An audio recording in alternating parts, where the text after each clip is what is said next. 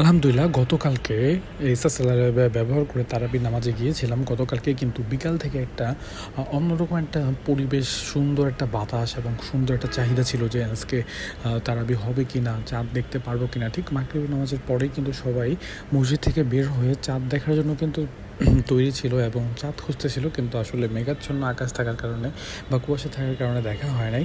তো আলহামদুলিল্লাহ, যেহেতু গতকালকে আলহামদুলিল্লাহ তারাবি নামাজ পড়েছি, পুরো সম্পূর্ণ নামাজটা পড়েছি, খুবই ভালো লেগেছে।